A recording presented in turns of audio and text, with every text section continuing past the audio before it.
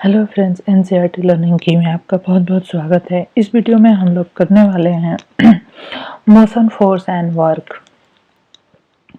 Motion क्या होता है, फोर्स क्या होता है और वर्क क्या होता है, इस वीडियो में हम लोग ये सारी चीज़ें डिस्कस करने वाले हैं।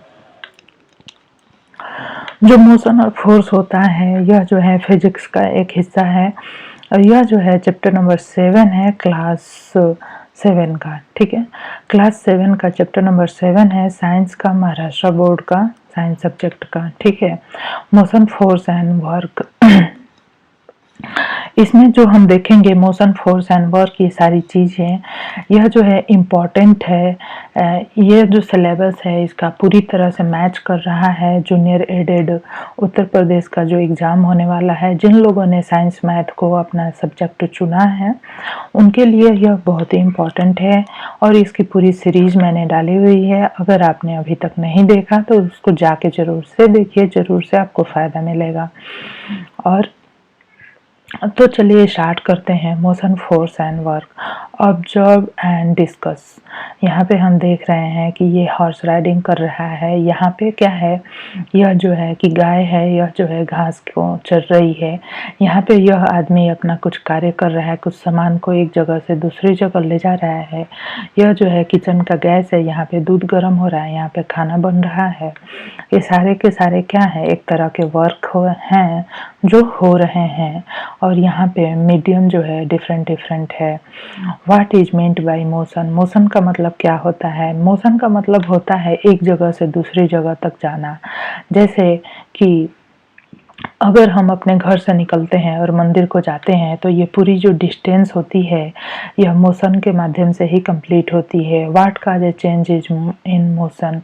कौन सी ऐसी चीज़ें हैं जो मोशन में चेंज को काज करती हैं? We have seen that a change occur in the motion or the shape of the body when the force act on it. Now let us see how work is done when a force act. Distance and displacement. Ranjit house is at place. Ranjit का जो घर है वो place पे है, ए पे है। ठीक है, वो प्लेस ए पे है।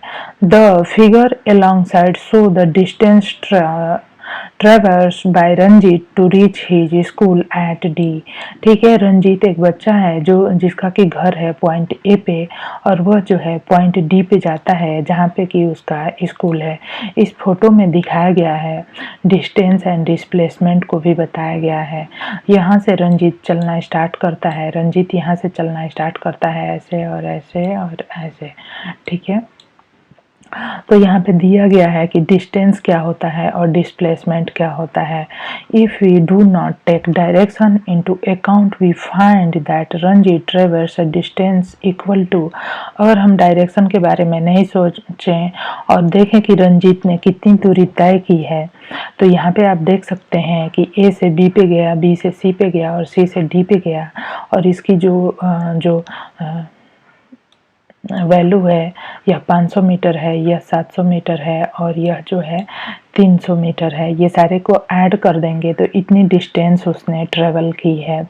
However on doing this his displacement was equal to A to D. लेकिन डिस्टेंस जो है वो अलग होता है, डिस्प्लेसमेंट जो है अलग होता है। डिस्टेंस होता है the length of the root.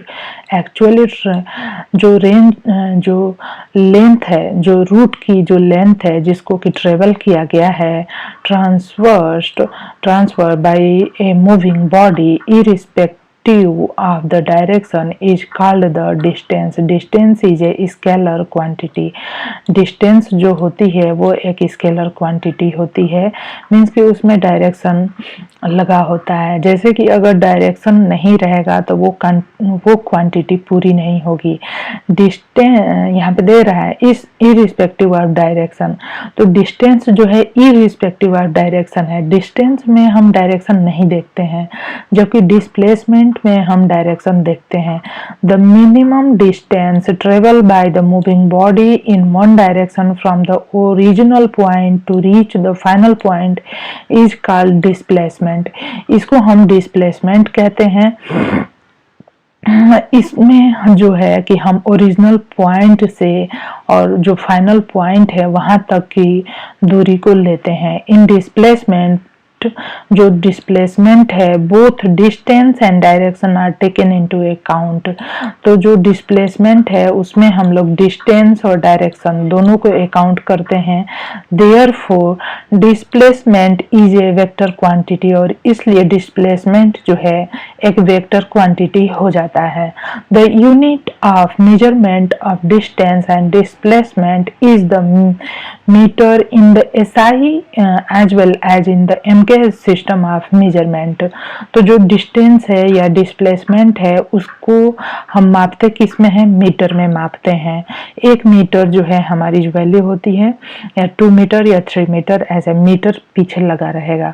जो हम यहाँ पे जो देख रहे हैं कि एसआई पद्धति और एमकेएस पद्धति दोनों ही सिस्टम में डिस्टेंस का जो मेजरमेंट है या डिस्प्लेसमेंट का वो मीटर में होता है।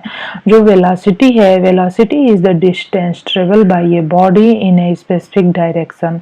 जैसे अगर हम जो है वेलोसिटी देखते हैं तो वेलोसिटी जो है वो distance travel by a body in a particular direction in unit time. Means कि 1 घंटे में अगर हम कार से जा रहे हैं तो 1 घंटे में हमने कितनी दूरी तय की, इसे हम वेलोसिटी कहेंगे।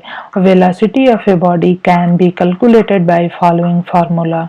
जो वेलोसिटी होती है किसी भी बॉडी की, उसको हम जो है कि फाइंड करने के लिए ये फार्मूला यूज करते हैं। Displacement upon period of time required for the displacement. The minimum distance traversed in a particular direction along a straight line is called the displacement. Speed and velocity, यहाँ पे हम देख रहे हैं स्पीड और velocity क्या होती है, what is meant by speed क्या होता है, and what is formula for calculating speed. Speed को कैलकुलेट करने का फार्मूला क्या होता है। When we say that the speed of a car is 40 kilometre per hour, means कि एक कार है जो कि 40 किलोमीटर चलती है 1 घंटे में। There is no need to specify the direction but to predict whether a storm will reach a particular place or not, a most mention its direction is essential. Means कि speed और velocity में क्या difference है ये हम देखेंगे। Speed का formula यहाँ पे लिखना है और यहाँ पे वेलोसिटी का फार्मूला लिखना है।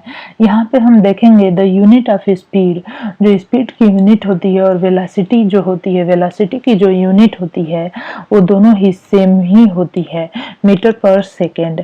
Let us now use the above formula to find out Ranjit velocity and speed when he go to school as in figure 7.2।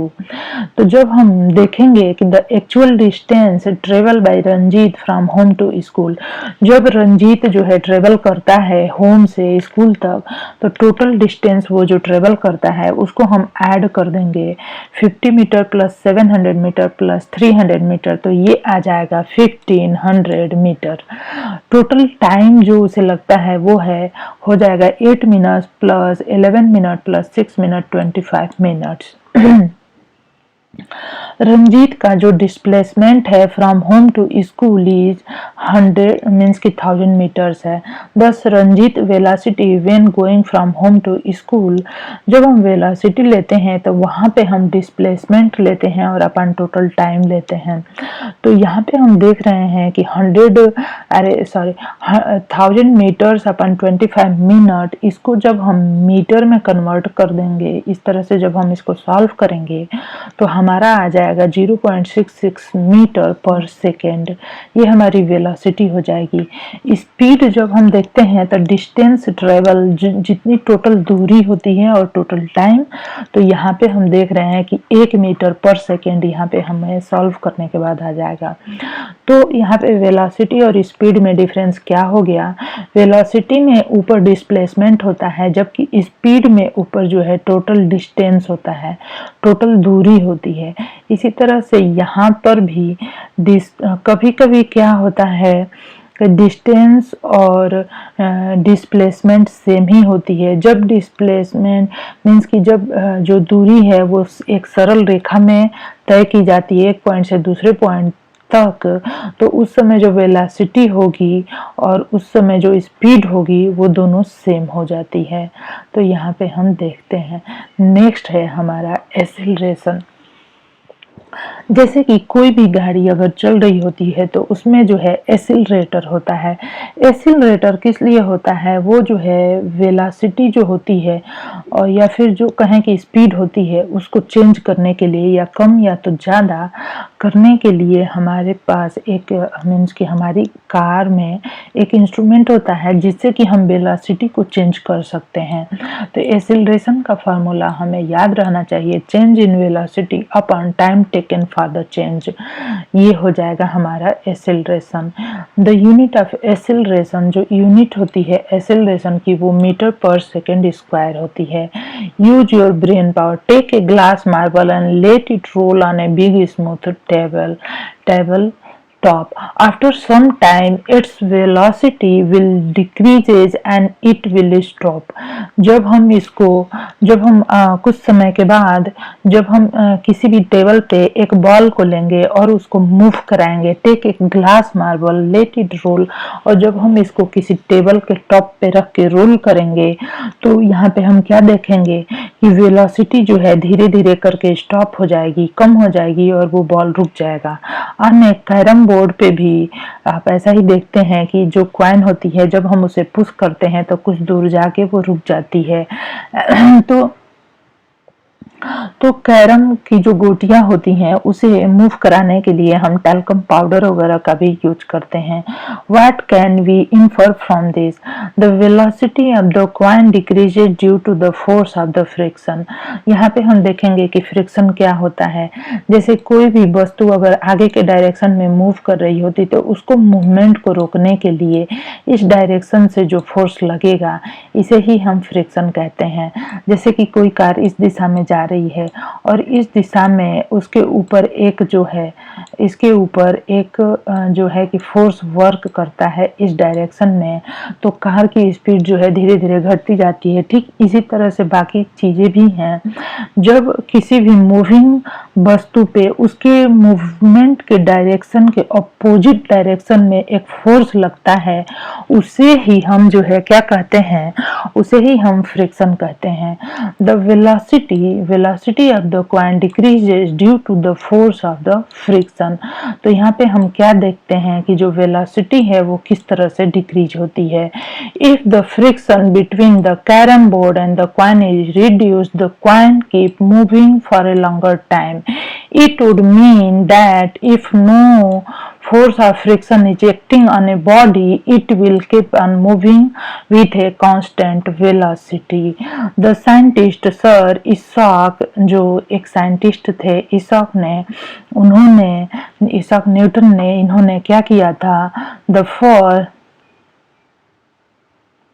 Newton ने first to study force and the resulting acceleration.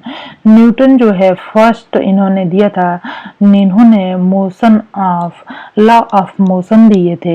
तो Newton का जो first law of motion है, if no force is acting on a body its velocity does not change. इन्होंने क्या कहा था कि कोई भी वस्तु अगर मूव कर रही है, अगर उसकी वेलोसिटी को चेंज करने के लिए कोई फोर्स वर्क नहीं करेगा तो वो उसमें जो है एक्सेलरेशन नहीं होगा। तो एक्सेलरेशन नहीं होगा। In the other words, a body is, जब कोई बॉडी स्टेशनरी कहीं एक जगह पे पड़ी होती है, it will remain stationery if it is in motion. Means कि जब कोई भी वस्तु एक जगह पड़ी होती है तो उसके अंदर एक गुण होता है कि वहीं पे वो पड़ी रहना चाहती है, उसे हम जड़त्व भी कहते हैं। और अगर कोई वस्तु मूव कर रही होती है तो वो हमेशा मूव करना चाहती है। ठीक है, तो ये जो था न्यूटन का लॉ था। You have learned what is meant by the force. आपने पढ़ा होगा कि फोर्स का मतलब क्या होता है। You have seen that a body is accelerated due to the force. कोई भी बॉडी क्यों मूव करती है? एक्सेलरेशन की वजह से मूव करती है। Suppose you place 1 kilogram standard weight, ठीक है, on the surface with no friction, the pull it with acceleration of 1 meter per second square. The force applied is called 1 Newton. ठीक है, तो यह जो फोर्स यहाँ पे जो अप्लाई होता है उसे 1 न्यूटन कहेंगे। Place a weight of 1 kilogram, 1 kilo का एक वेट लेंगे on a smooth wooden surface. ठीक है, इस spread some talcum powder even on the table. Now pull the 1 kg weight with acceleration of 1 metre पर सेकेंड स्क्वायर। तो जब हम किसी भी सरफेस पे टैल्कम पाउडर को छिड़क के और उसके ऊपर 1 किलोग्राम का वुडन टेबल लेंगे और उसको पुल करेंगे, again pull it with acceleration after, तो इसको अलग अलग स्पीड से हम एक्सेलरेट करेंगे। पहले 1 मीटर पर सेकेंड स्क्वायर, फिर 2 मीटर पर सेकेंड स्क्वायर की स्पीड से हम एक्सेलरेट करेंगे। It means that now you have applied a force of 2 Newton। तो जो फोर्स का फार्मूला होता है वो भी हम देख लेंगे, force, displacement and the work. तो यहाँ पे हम देख रहे हैं कि वर्क डन जो होता है वो होता है force applied to the body और डिस्प्लेसमेंट। तो ये हमारा वर्क का फार्मूला होता है, ये हमें याद रखना चाहिए। ये हमें याद रखना होगा कि जो वर्क डन होता है फोर्स अप्लाइड इनटू डिस्प्लेसमेंट होता है। If a force of 1 newton parallel to the surface of the table is applied to the wooden block on the table and the block is displaced by 1 metre, then it can be said that the force has done 1 joule of the work. ठीक है, तो इस तरह से आप देख सकते हैं कि वर्क का जो फार्मूला होता है और उसका जो न्यूटन जो है फोर्स का क्या होता है, यूनिट होता है।